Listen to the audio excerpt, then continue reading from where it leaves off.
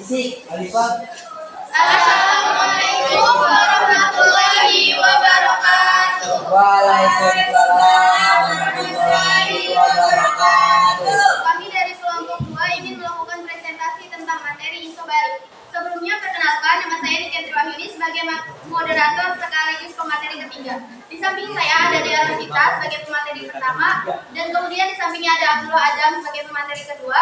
Di sampingnya lagi ada Natasha Aulia Dwi Arianti sebagai pemateri keempat. Kemudian ada Iqbal Abdul Malik sebagai pemateri kelima, dan yang terakhir adalah Nur Khalifah sebagai kesimpulan. Baik, di samping saya ingin menjelaskan materi pertama, yaitu hukum 1 termodinamika. Baik, di sini saya akan menjelaskan tentang hukum 1 termodinamika. Hukum 1 termodinamika menyatakan bahwa untuk setiap proses, apabila kolom diberikan pada sistem dan sistem melakukan usaha, maka akan terjadi perubahan energi dalam. Untuk pernyataan tersebut, secara matematis dituliskan sebagai berikut.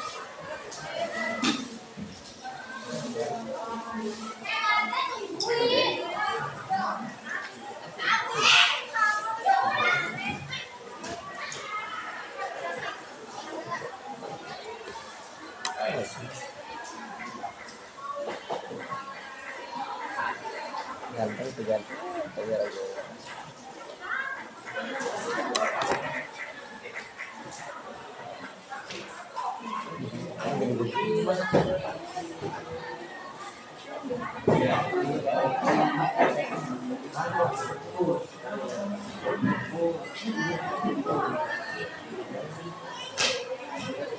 Yaitu delta U sama dengan I diambil W. Keterangannya adalah delta U sama dengan perubahan energi dalam, dan I adalah kolom, dan W sama dengan itu usaha. Terima kasih.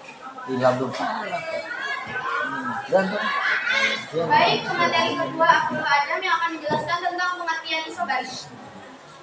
Pengertian isobarik. Proses isobarik adalah proses termodinamika di mana tekanan konstan. Rumusnya delta P sama dengan 0. Istilah ini berasal dari kata Yunani iso dan baros. Panas dipindahkan ke sistem yang melakukan kerja, namun juga mengubah energi ke dalam sistem. Baik, pemateri ketiga yang akan dijelaskan oleh saya sendiri tentang rumus isobarik.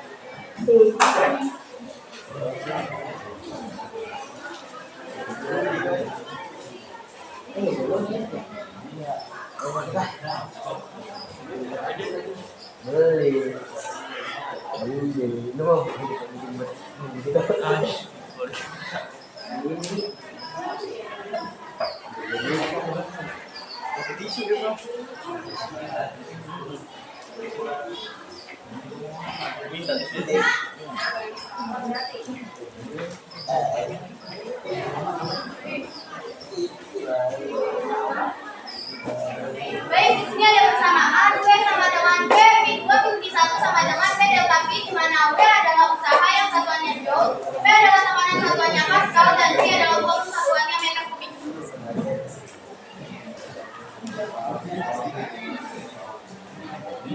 Kemudian materi keempat yang akan dijelaskan oleh Natasha, yang akan menjelaskan tentang penerapan isobarik. Penerapan proses isobarik. Proses isobarik ini dapat dijumpai pada kasus pemanasan air di dalam ketel mesin uap sampai ke titik didihnya. Uap tersebut akan disuperpanaskan dengan menggunakan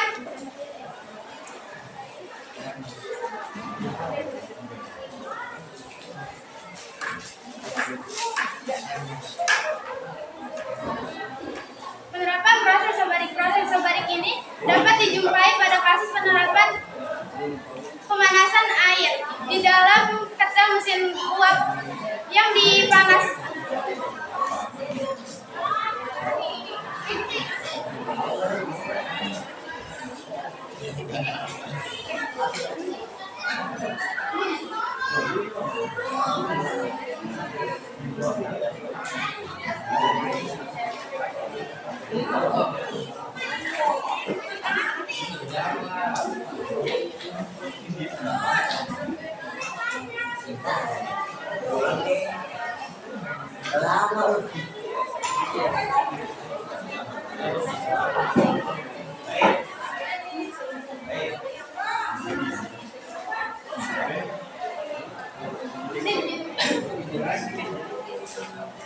Penerapan proses isobarik. Proses isobarik ini dapat dijumpai pada kasus pemanasan air di dalam ketel mesin uap sampai ke titik didihnya dan diuapkan sampai air menjadi uap. Kemudian uap tersebut disuperpanaskan dengan semua proses berlangsung pada suatu tekanan konstan.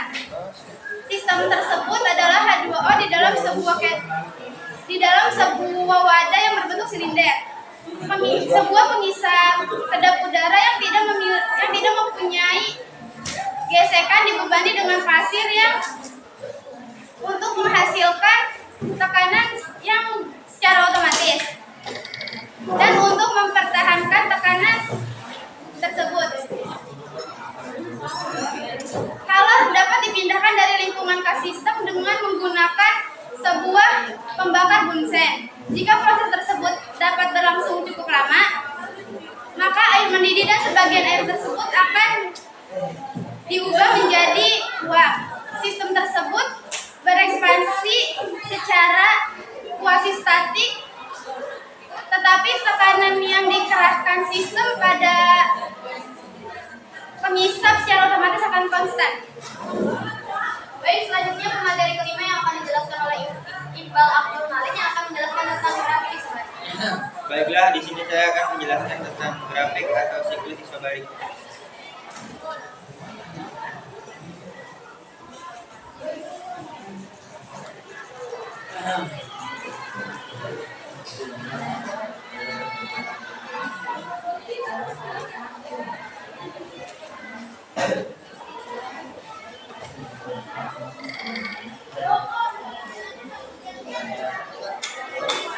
Ya,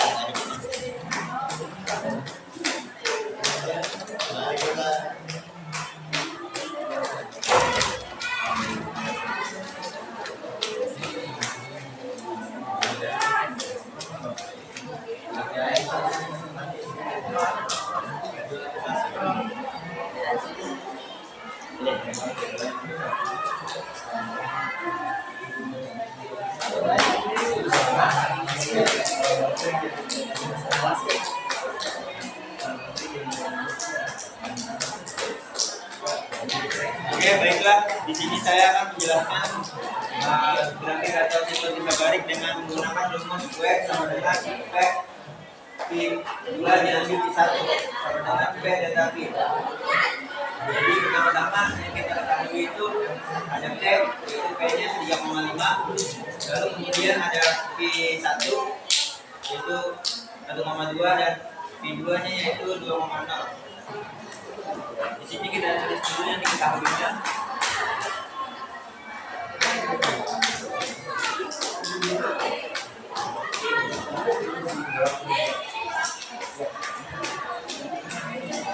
Di sini P-nya adalah 3,5. Lalu P1-nya yaitu 1,2 dan P2-nya yaitu 2,0. Dan yang ditanyakan yaitu usahanya. Di sini kita akan menggunakan rumus W sama dengan P kali P2 diambil P1. P yaitu 3,5 dikali P2-nya yaitu 2,0 dan P1-nya 1,2. Lalu kita tulis ulang 3,5. Lalu 2,0 diambil 1,2 adalah 0,8. Lalu kemudian 3,5 dikali dengan 0,8 yaitu hasilnya 2,8. Jauh. Terima kasih.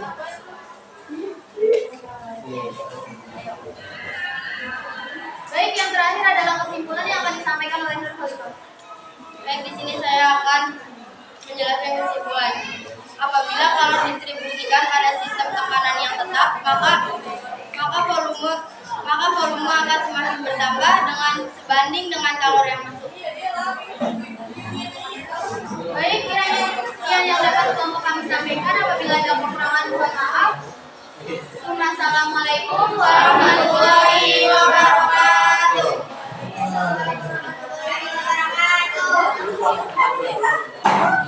Ayo. Ini udah kan?